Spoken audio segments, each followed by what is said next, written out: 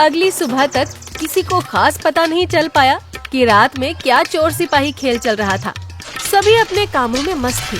टकला प्रसाद मुकाबला का मुर्गा लेकर कहाँ लापता हो गया था, किसी को नहीं पता था। उधर कुछ लोग थे जो बिना आज की ताज़ा खबर जाने मुकाबला से बिजनेस की बात करने के लिए फोन कर रहे थे, क्योंकि उन्हें पता था कि जिन निठल्लों को उन्होंने रात में मुर्गा उड़ाने के लिए भेजा था वो 100% फेल होकर लौटेंगे, जिनमें पहला नंबर हमारे झोलामल चाचा का था।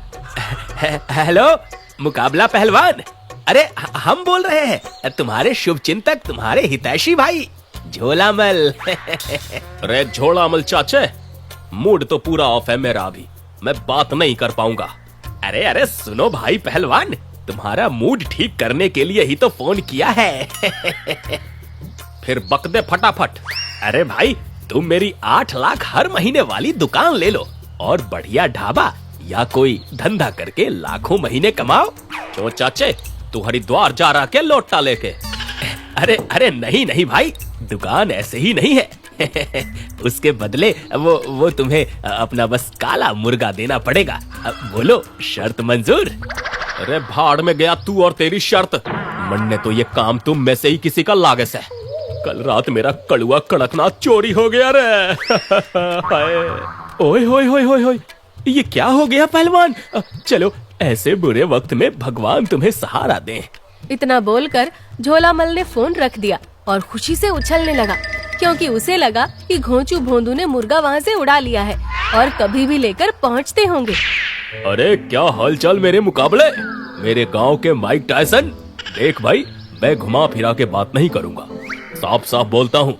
मेरे गांव के कल्याण के लिए तेरे काले मुर्गे की जरूरत है।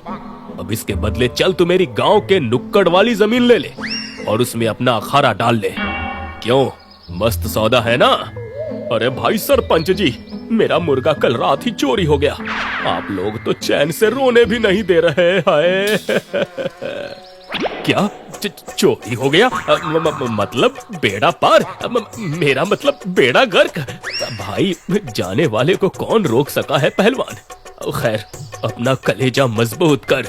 इतना बोलकर सरपंच ने भी फोन रखते हुए डांस करना शुरू कर दिया। उसे लगा कि मुंशी और टकला किसी भी वक्त मुर्गे को लेकर उसके पास आते होंगे, पर असल में मुर्गा तो टकला प्रसाद के साथ न जाने कहां उड़ गया था। इधर झोलामल अपनी दुकान के बाहर बेचैनी के साथ हाथ रगड़ता हुआ टहल रहा था और खुद से ही बड़बड़ा रहा था। कसम काली कट वाले वास्को डिगामा चचा की, एक बार वो कड़कनाथ मुर्गा मेरे हाथ लग गया ना तो मेरी जिंदगी भर की कड़की दूर हो जाएगी। तभी हाथ पैर गर्दन में पट्टी बंधवाकर बैसाखी के सहारे चलते हुए घोंचू और भोंदू वहाँ पहुँचे, जिसे देखकर झोलामल ने हैरानी से कहा, अरे कौन सी चीनी मिल की गन्ना मशीन में पिस के आ गए तुम दोनों हैं? और वो मुर्गा कहाँ है? घोंचू भोंदू ने दर्द भरी नजरों से एक दूसरे की तरफ देखा, फिर चुपचाप एक लिस्ट झोलामल की तरफ बढ़ा दी। झोलामल ने लिस्ट पढ़ी, जिस पर लिखा था 100 तमाचे, 70 घूंसे, 40 लात और 15-15 पटकनी। उस लिस्ट को पढ़कर झोलामल तमतमाया हुआ बोला, अरे ये तमाचे घूसे लात ये सब क्या है? किस चीज की लिस्ट है ये? ये सब हम दोनों बराबर बराबर अपनी इस नाजुक बदन पर झेले हैं सेठ जी। हमें पता था यहाँ आने के बाद आप भी हमें यही पुरस्कार देने वाले हैं, इसलिए हम बता रहे हैं कि हमें पहले ही मिल चुका है। और आपका मुर्गा वो टकला प्रसाद ले उड़ा सेठ जी। उन दोनों की बात सुनकर झोलामल ने अपना सिर पीटते हुए कहा, अरे हमें पहले पता था ना मुरादो, ये काम तुम्हारे बस का नहीं, पर फिर भी तुम्हें भेजा। असल में तुम दोनों किसी काम के नहीं। इस सब से थोड़ा फुर्सत मिले तो सबसे पहले टिकट कराकर तुम दोनों को अंडमान निकोबार भेजूंगा। हे भगवान, अरे मेरा कड़कनाथ टकला ले उड़ा है। उधर यही हाल सरपंच का था, जब मुंशी अपना टूटा फूटा बदन लेकर उसके पास पहुंचा। तुझे तो मैं बाद में देख लूंगा मुंशी के मौसे। सबसे पहले हमें उस नामुराद टकले को खोजना होगा। हाय मेरे किस्मत की चाबी कड़कनाथ मुर्गा उस चपड़ गंजू के पास है। इधर गांव में खबरी लाल चारों तरफ ये खबर फैला रहा था। बूढ़ी बाबा गोजो भेलो, मुकाबला का करामोती कड़कनाथ गायब है। अब वो कोड़े का कौन उपाय? हाय हाय। उपाय तो सभी की खुराफाती खोपड़ी खोजने की कोशिश कर रही थी, मगर सबसे सही उपाय सरपंच ने निकाला।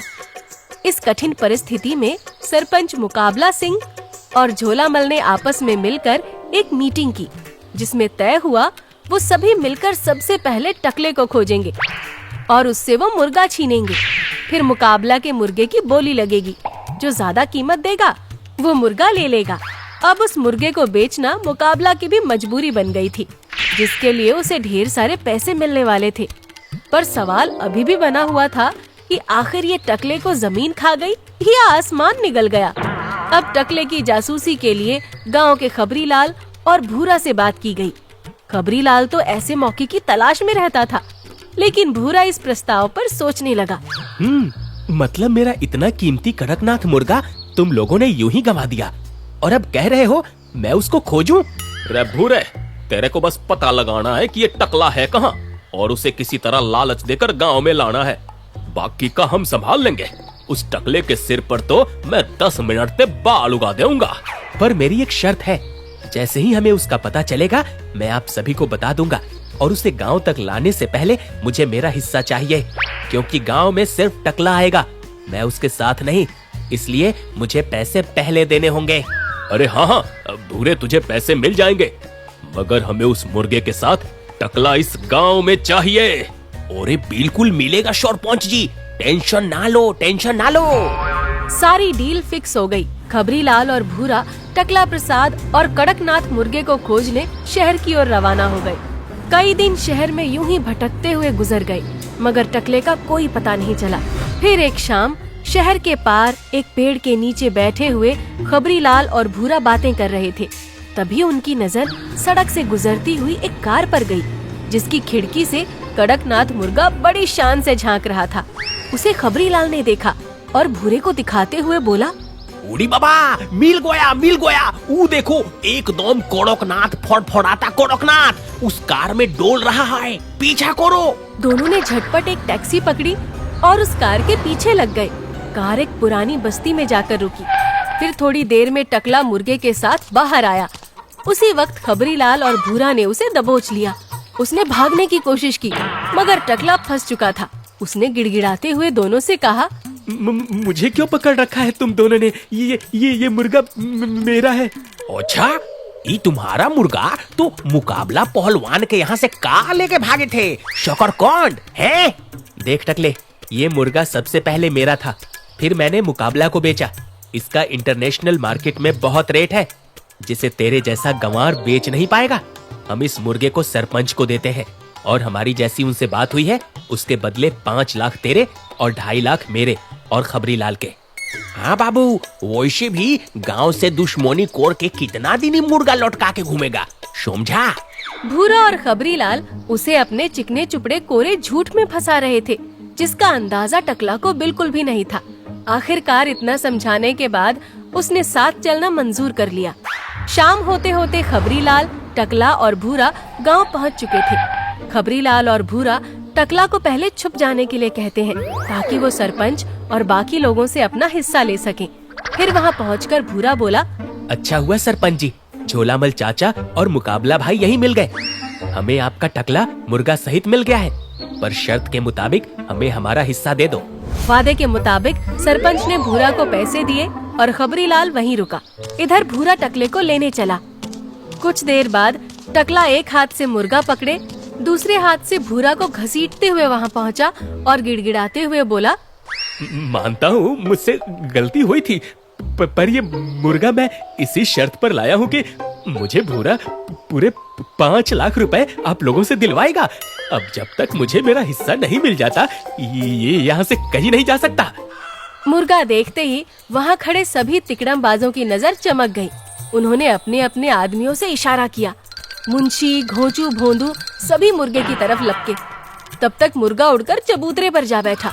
तीनों की आपस में जोरदार टक्कर हुई। हाय मेरी नाक, हाय हाय हाय हाय, मेरा सिर, मर गया रे। अरे ना मुरादो, जान लगा दो उसे पकड़ने में, वरना जान ले लूंगा मैं। मुकाबला, सरपंच, झोलामल, टकला, घोंचू, भोंदू, मुंशी सभी उस मुर्गे को पकड़ने में लग गए, सिवाय भूरा और खबरी के। मुर्गा किसी के हाथ नहीं आ रहा था, बल्कि कोई किसी का सिर पकड़ता तो कोई गला। देखते ही देखते वो जगह जंग के मैदान में बदल गई। उधर भूरा, जो कि भागने की कोशिश कर रहा था, उसे खबरी लाल ने पकड़ रखा था। आखिरकार मुकाबला गुस्से से आग बबूला हो जाता है और फिर वहीं पास रखा पानी का घड़ा मुर्गे के ऊपर दे मारता है।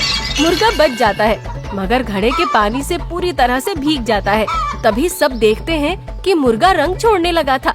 सरपंच झपट कर मुर्गे को पकड़ लेता है और देखता है ये तो पेंट लगा था। ओए टकले, तू असली मुर्गा खा गया। अरे सरकार, ये वही मुर्गा है, मुकाबला सिंह का। यानी इस भूरे ने मुझे रंगा हुआ मुर्गा बेचा था। उड़ी बाबा, इसका मतलब ये भूरा इसीलिए भाग रहा था। भूरा अपनी सफाई देता रहा और सभी मिलकर उसे पीटते रहे, जब तक कि उसने अपना जुर्म नहीं कबूल कर लिया।